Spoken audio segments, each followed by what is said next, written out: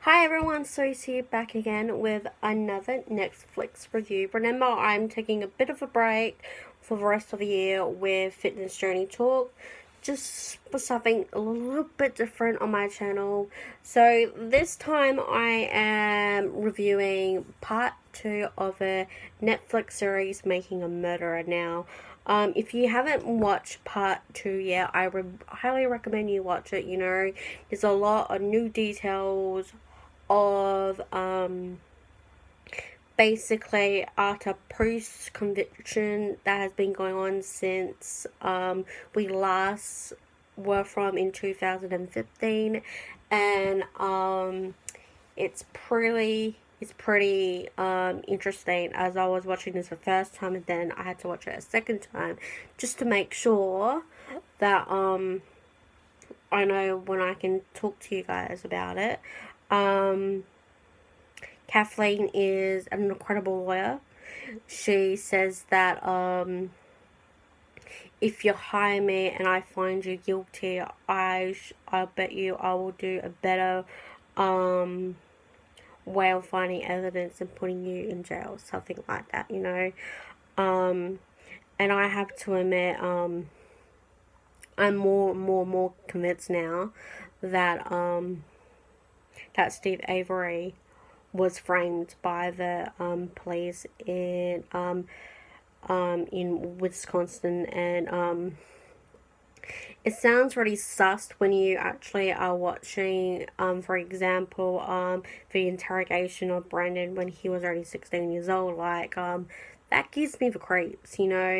They were coercing him. It doesn't matter if a kid signs a waiver, they should still have a parent in there, and I don't think that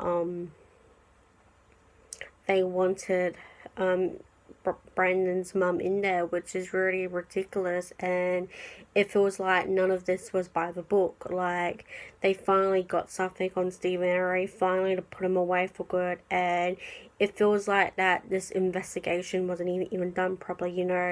In the last episode, we get to talk to the former state coroner, who I thought was involved in the investigation. Apparently she wasn't.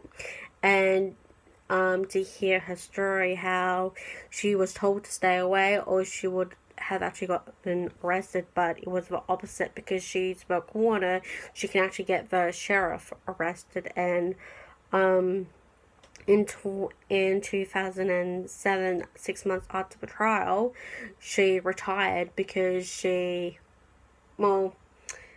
did resign, and then I think she retired. That she didn't even feel safe going on night duties with him. And it's interesting how people have a certain amount of power and how they use it until their advantage. And as I'm watching this part as well, it felt like the entire apartment was really heavily against the Averys, and I felt really bad for him. And throughout this part as well, with Kathleen and with her all of the investigators she had as well within this part as well, that you will all, if you haven't seen yet, they reenacted where Teresa was last seen, and saw how fast another person could go and catch up to her when she left the Averys. And they did a reenactment of that, and it was really suspicious as well. And even concluding that that the crime scene in Teresa's car, could have definitely been planted. There was some things that they did tests of what weapon was originally used, possibly what could have happened, and how Stephen Avery's blood got in the car when she was doing the testing of the key of trying to put it into where the steering wheel, and when you start the car, and how the blood was planted, because there's no way in basically anywhere you can put blood onto it unless you knock onto it, and it looks like that it was staged. One of another interesting things that I'm going to mention is what was found on, not on Brendan's computer, because he didn't even have an actual computer, and he was using his brother's computer, and the evidence on that computer was just shocking. And if you haven't watched this part, go watch that, because just trying to detail that is really horrifying, and I recommend you just to watch the episode. I think it was episode 9 or a little bit behind as well, so I recommend you watching that. But not only that, it just feels like that the county, the sheriff's office, it felt like that in Wisconsin was a bit corrupt, and it wouldn't surprise me, as I'm really watching the series, people are very highly convinced that he did it. And the prosecutor, I thought, was very biased. I felt like he was an idiot, and towards the end of part 1, we find out that he was exchanging text messages with a domestic violence victim. That made me really sus of him, and I don't like him. I'm not gonna mention his name. We all know who that person was, but yeah. But one of the things that I'm glad about this part as well from episode 1, we got to learn a little bit more about who Teresa was, and it was really more great to learn more about who was tragically killed, and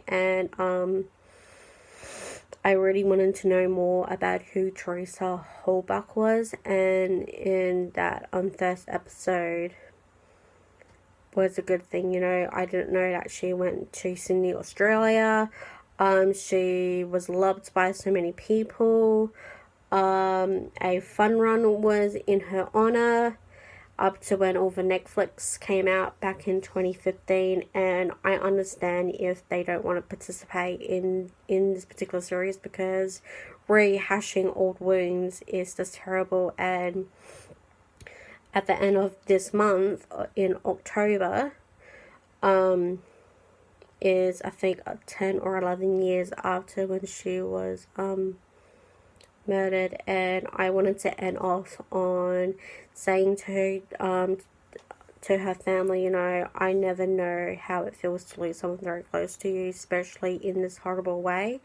I understand why you feel heartbroken that this Netflix is making entertainment and profit off your loss. I don't think that's what they're doing, and we all have our opinion about this. And I just want to say that Teresa will still live on with you guys as well. Maybe if there is a part 3, I really would love to hear more about who Teresa Holbach was. And I think that if Netflix is willing to do a series on her, I think that would be such a fantastic idea. So, as to come to a close of part 2 of Making a Murderer, I am more and more convinced that Stephen Avery and Brian Darcy were wrongly convicted, and I absolutely agree. I think that they were completely set up. Unfortunately, we did lose Teresa Holbach in this entire situation, and we can't forget her as well. It's just how this case was mishandled. The coroner wasn't even involved, and it's very sussed, I do agree that they do deserve a retrial, and I think that it would actually help for the better, because if you feel like someone did that, then you should say, okay, retrial, let's go. Let's prove it. And with this new evidence, as most of us have seen from this documentary, that they were definitely framed, and that's how I feel. And definitely in this part as well, we get to see over the past 2 years how Brian Darcy was going to get released, and I get as a massive concern, but this kid was manipulated in that confession, and I think we can all see it. And not only that, but it made us all very incredibly uncomfortable. So before I completely now end this, we all will always remember Teresa Holbrook for who she was, and unfortunately, at the moment, we only remember how she possibly have died. But I want you all to go and say a prayer for Teresa's family and her friends. And on that note, I'm going to end this video. Thank you so much for joining me. Remember, all my social media and all my series links, of course, are down below in the description. If you have not seen part 2, go watch it now. It's very interesting and very eye-opening. Not only that, but we do get to see a little bit more of Teresa in this series, which is only in part 1 and possibly part 2. Well, episode 2. Thank you so much for joining me, and I'll see you all very soon.